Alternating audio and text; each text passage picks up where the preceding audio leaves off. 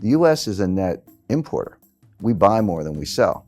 So when you have a cheap dollar, okay, a Boeing aircraft or General Electric wind turbine gets a little less expensive, but all the stuff we buy gets more expensive because we're paying for it in cheaper dollars, and that's what the central bankers really want. They want those price increases to feed through the supply chain and try to create inflation because governments around the world are desperate to get inflation. So that's the real reason they do it. And it can have a short-term impact. It can help exports a little bit. It can give you a little bit of lift. But the problem is it comes at the expense of the trading partners. This is just classic beggar-thy-neighbor devaluations. That's what currency wars are. So it can help individual country growth, but it does nothing for world growth. The world is no better off. One country is a little better off, another country is worse off.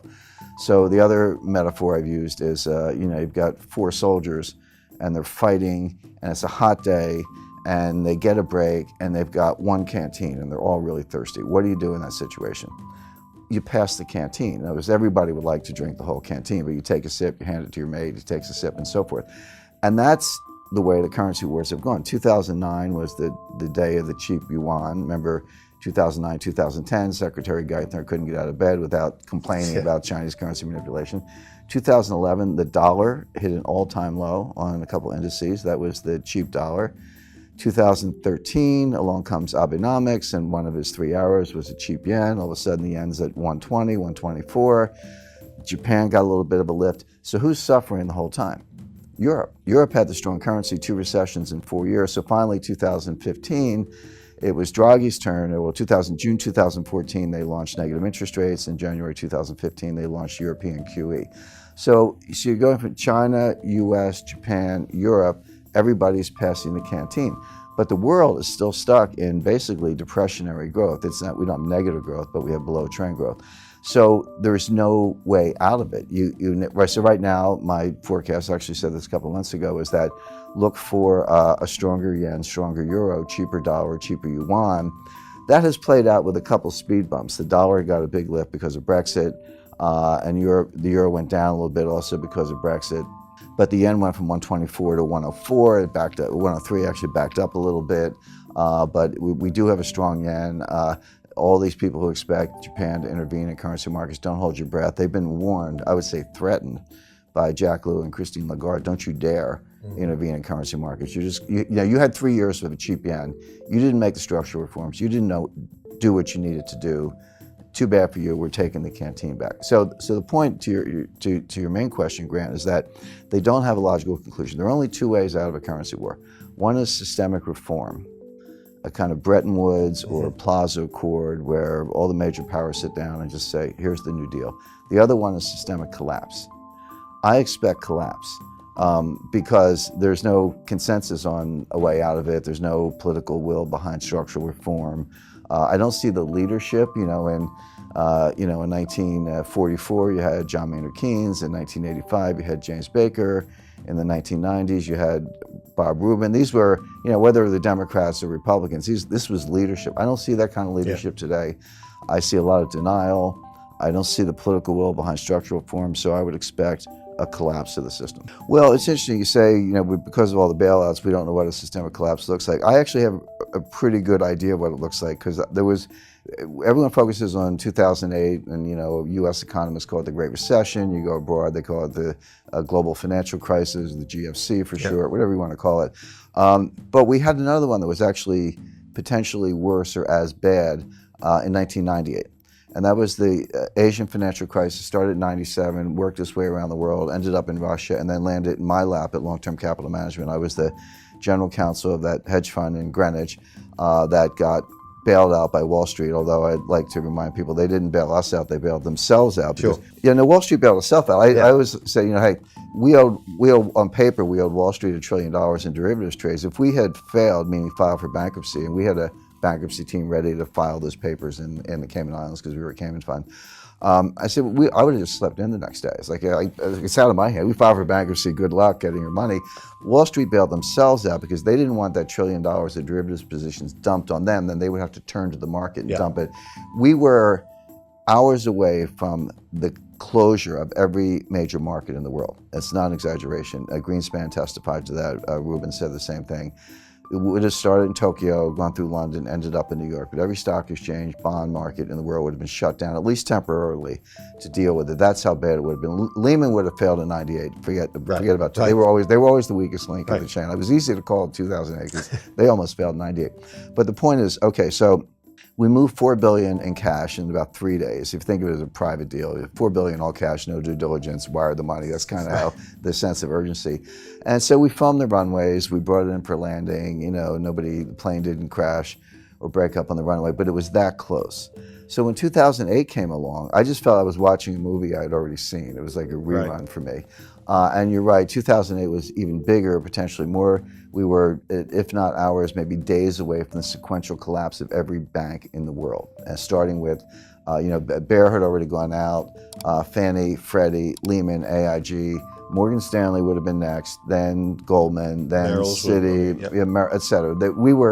We were days away from that. And again, I think Andrew Sorkin did a good job in his book. So this isn't, we're not looking at strike two in a baseball metaphor, we're looking at strike three because 98 was strike one, 2008 was strike two, now we're looking at strike three. The next one is going to be worse. So I think we've come extremely close. I think people are overly complacent. Just because we managed to pull off bailouts in the world didn't come to an end. Don't assume it wasn't close and don't assume it won't happen again. Sure. But there's one very important difference. In 1998, Wall Street bailed out a hedge fund. In 2008, the central banks bailed out Wall Street.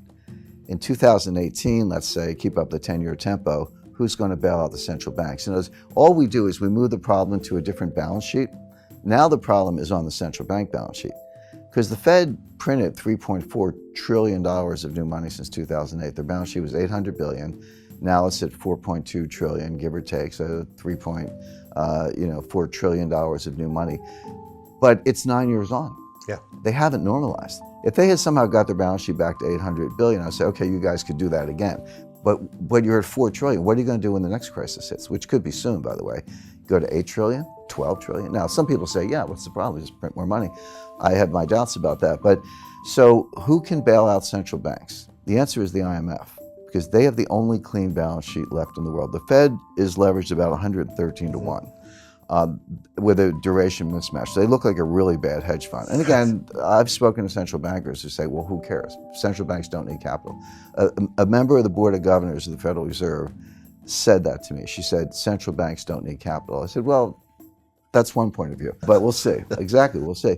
But there's sort of an invisible, hard to define confidence boundary. And when you cross that confidence boundary, and every day citizens just wake up and say, you know what, I'm checking out of this system. You tell me it's all good, I don't believe you anymore. And get me some gold because I know that the gold will be around, et cetera.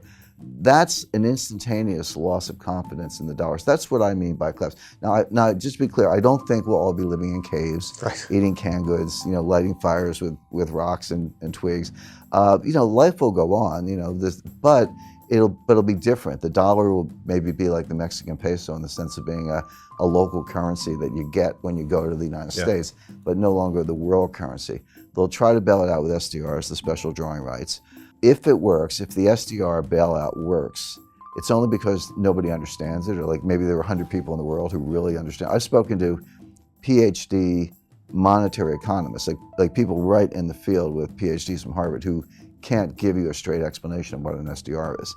So if it works, it'll only be because nobody gets it. But I have a feeling that because of social media, because of, interviews like the ones you do, Grant, just because of different means of communication, that people will get it and they'll run for gold because it's money good. And so that, and then you get into coercion, shutting down banks, closing ATMs, or maybe reprogramming ATMs. Everyone can have $300 a day for gas and groceries, but no more. Recently, the SEC has changed the rules for money market funds. I meet people everywhere, and I say, well, how much money you got? Or where do you have your money in? Probably a better way to put it. And they go, I got money in stocks, money in bonds, money in real estate, and money in the money market funds. I say, no, you don't. You have stocks, bonds, and real estate. You don't have money in anything. That's not money. Oh, I can sell it and get the money. Really? Maybe not. Maybe they'll close the New York Stock Exchange. But anyway, they have new rules on money market funds where money market funds can suspend redemptions. Now that has always been true of hedge funds. I've never seen a hedge fund Right. offering document that didn't have that in there. But people think they can call Charles Schwab or Merrill Lynch or Bank of America, instruct the broker to sell the units, and the money's in the bank the next day. They're going to wake up one day and make that phone call and find out, no, we've suspended redemptions, we'll get back to you. You can't get your money. And oh, by the way, the day that will happen is the same day you want your money the most. Yeah, In other words, course. it's conditionally correlated. So you'll still have money for gas and groceries, and your kids will still go to school, and you'll still have food on the table, but you won't be able to get your money. The IMF will be flooding the zone with trillions of SDRs. The dollar will be greatly devalued relative to SDRs. It'll be like Mexican pesos, and then it'll be a very different world.